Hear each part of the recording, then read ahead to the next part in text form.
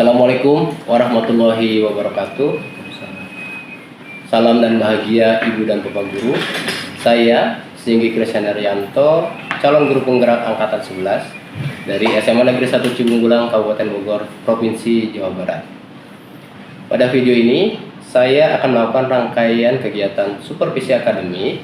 Bersama saya adalah rekan guru di SMA Negeri 1 Cibunggulang, Bapak Ari Kristanto. Beliau adalah pengajar sejarah Indonesia. Kemudian pada kesempatan kali ini saya akan melakukan wawancara praobservasi yang merupakan bagian dari tugas aksi nyata modul 2.3 coaching untuk supervisi akademik. Berikut adalah video praobservasi yang saya lakukan.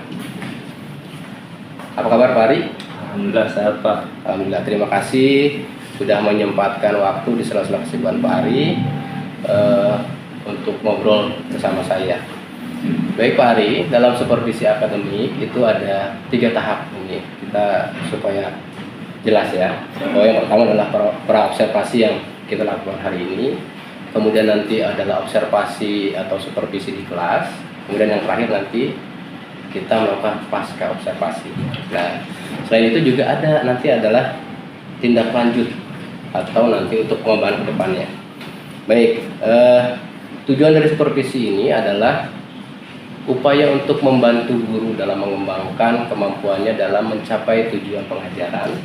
Selain itu juga membantu terutama Pak Ari dalam mengembangkan kompetensi, profesionalisme dan kompetensi pedagogiknya. Baik, kira-kira begitu Pak Ari ya. Ada beberapa pertanyaan nih Pak Ari yang saya ingin ajukan mengenai observasi nanti ya. Sebelumnya ini materinya apa Pak Ari yang akan diajarkan? Materinya tentang manusia praaksara. Manusia praaksara, baik. Berarti dalam manusia praaksara ini dalam pengajarannya Pak Ari ini tujuan pembelajaran apa yang ingin dicapai? Kalau tujuan pembelajaran yang ingin saya capai, peserta didik mampu mengidentifikasi jenis manusia praaksara yang ada di Indonesia melalui diskusi kelompok dengan kritis, teliti, dan tanggung jawab. Ya. Selanjutnya, setelah mampu mengidentifikasi, peserta didik mampu menganalisis ciri-ciri manusia praaksara di Indonesia melalui diskusi juga dengan kritis, teliti, dan tanggung jawab. Ya, baik.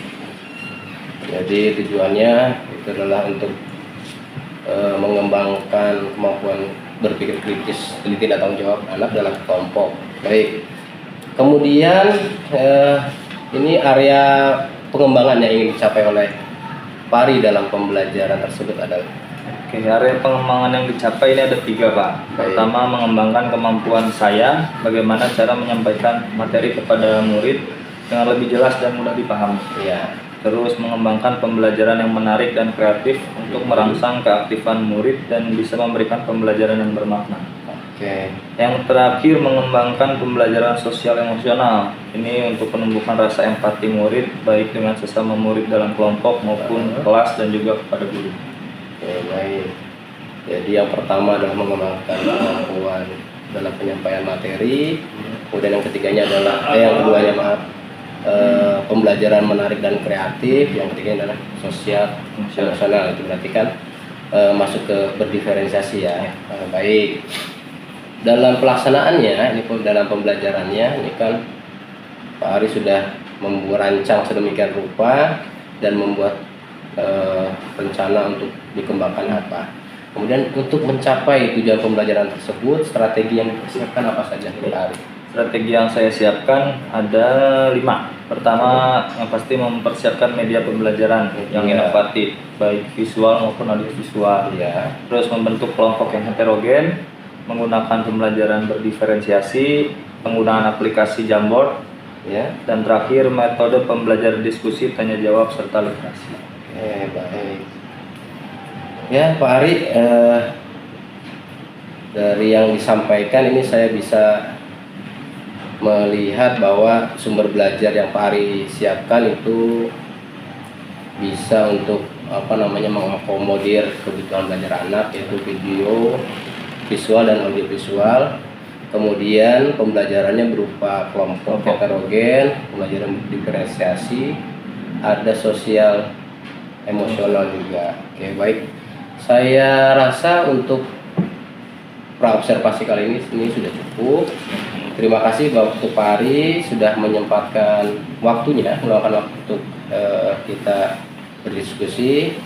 Nanti kita lanjut di pertemuan berikutnya di observasi. Rencananya di kelas berapa nih Pak? Di kelas 10.3 Pak. 10.3 di hari Selasa sesuai jam ngajar saya di situ. Oke, siap. Berarti kita ketemu lagi di hari Selasa di kelas 10.3. Baik, terima kasih Pak Ari. Baik, Bapak dan Ibu, itulah percakapan praobservasi yang saya lakukan dengan rekan saya Bapak Ari Kristanto. Saya cukupkan, terima kasih. Assalamualaikum warahmatullahi wabarakatuh. Salam dan bahagia Ibu dan Bapak Guru.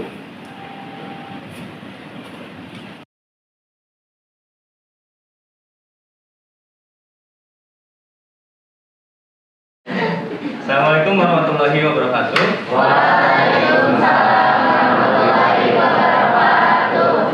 Baik anak-anak, untuk pembelajaran hari ini Bapak ditemani sama Pak Sindi sebagai observer untuk pembelajaran hari ini. Nanti Pak Sindi akan berada di belakang untuk mengawasi pembelajaran kita hari ini. Oke, siap? Ya. Baik, Pak Sindi. Terima kasih. Anak, semangat belajarnya.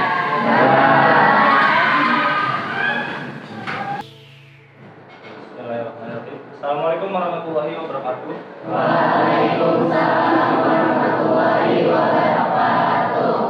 Apa kabarnya anak-anak? Alhamdulillah, luar biasa. Allahu Akbar. Yes.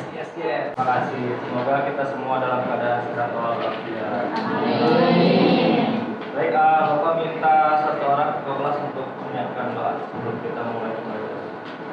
Duduk siap. Siap. Sebelum melakukan pembelajaran, alangkah baiknya berdoa terlebih dahulu. Doa iman. Tidak sesungguhnya. Depan. Masih fokus. Belakang. Baik, jadi hari ini kita akan mempelajari tentang jenis manusia praaksara di Indonesia. Tujuan pembelajarannya yang Bapak harapkan kalian sebagai peserta didik mampu mengidentifikasi jenis manusia praaksara yang ada di Indonesia melalui diskusi kelompok dengan kritis, teliti, dan tanggung jawab. Informasi apa yang kalian dapatkan dari video yang barusan di play? Yang menguasai Nusantara sebelum ada kerajaan-kerajaan itu adalah manusia-manusia ini. Oke, satu, terima kasih. Dengan kelompoknya. Terus nanti dari Bapak ada LKPD, kalian bisa lengkapi LKPD-nya. Diskusi berjalan aman, tentram, nyaman, tidak ada kerusuhan. Terus sumber bahan belajar nanti Bapak sediakan juga, kalian tinggal scan atau pindai barcode-nya. Kelompok 3 Bima, Kaisar.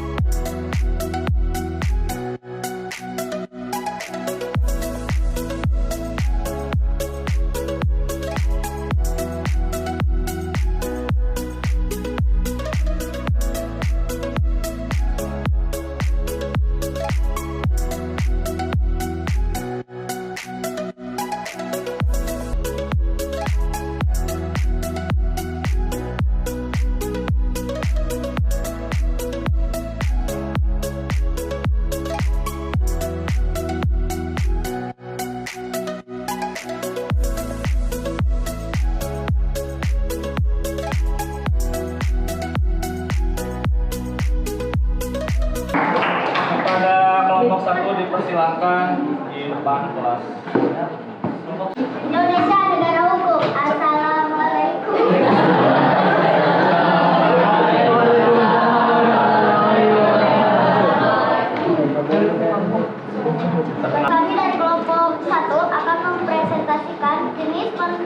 manusia purba yang ditemukan di Indonesia.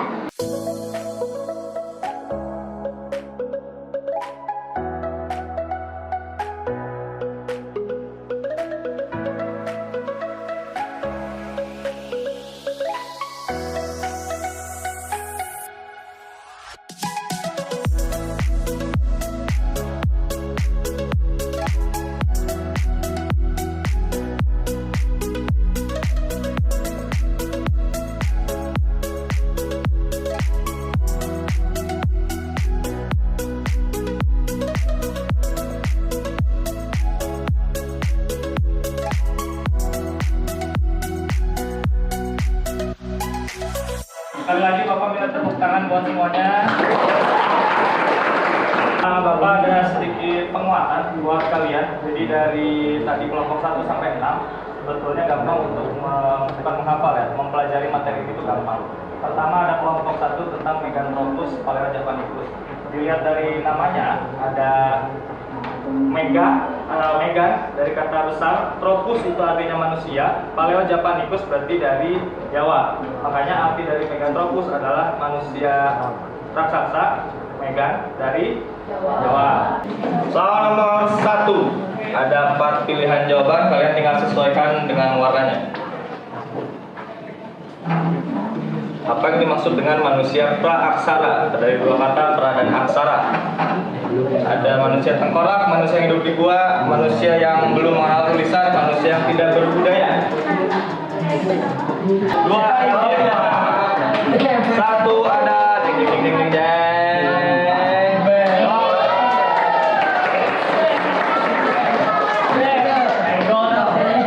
Terima kasih untuk pembelajaran hari ini, tapi sebelum menutup itu Bapak ingin tanya kesimpulan pembelajaran hari ini dari kalian. Saya mau memberikan kesimpulannya. Silakan Pak. Kesimpulan pada pembelajaran hari ini, manusia purba yang ditemukan di Indonesia yaitu ada 6. Yang pertama ada Meganthropus Phalera javanicus yang ditemukan pada tahun 1936 sampai 1941. Bapak sedikit menambah kesimpulannya. Jadi pembelajaran hari ini hampir semua atau kebanyakan jenis manusia purba yang ditemukan di Indonesia itu kebanyakan ditemukan di Pulau Jawa. Terus mereka cara hidupnya dengan cara berburu sampai nanti bisa membuat alat-alat sederhana.